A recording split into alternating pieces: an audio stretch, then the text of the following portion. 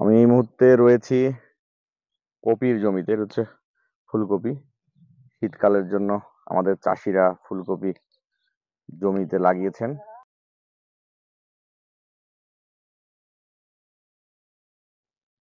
আপনারা দেখছেন যে ফুলকপির মাটি তুলে দিচ্ছে, তার আগে সার দিয়েছে, মানে ফুলকপিটা যেন ভালো হয়, গাছগুলো ভালো থাকে সেজন্য চেষ্টা করছেন। গত কয়েকদিন আগে সেপ্টেম্বরে শেষে বর্ষাতে এই ফুলকপিগুলো একটু সামান্য একটু ক্ষতি হয়েছে, একটু গোড়োটা থেমে গেছে পানির কারণে। আপনারা দেখতে পাচ্ছেন যে পানি ছিল, পানি জমা ছিল।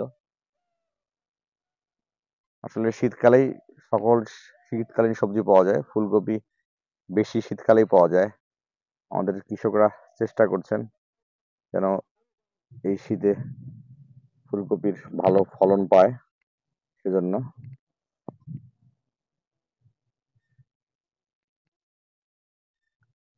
আপনাকে দেখানোর চেষ্টা করছি যে মাঠের ফুলকপির অবস্থা। আসলে যেগুলো গাছ ছোট ছিল এগুলো একটু অবস্থা খারাপ, আর যে জমির গাছ বড় ছিল ওই জমিতে ভালো আছে। এই জমিটির গাছ কিন্তু ভালো, অনেক গাছগুলো বড় ছিল। আর ওই জমির চেয়ে এই জমিটা একটু উঁচু। আসলে কৃষক অনেক কষ্ট করে ওদের ফসলটা ফলায়, অনেক কষ্ট করে ফসলটার জন্য। যদি দাম পায় তাহলে, আর যদি ফলন ভালো হয় তাহলে দুটো মিলেই আসলে কাজটা সার্থক হয়। দর্শক সবাই ভালো থাকবেন।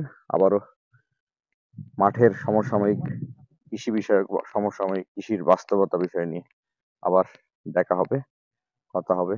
সকলকে ভালোবাসা জানিয়ে আজকের মতো বিদায় নিচ্ছি। আল্লাহ হাফেজ।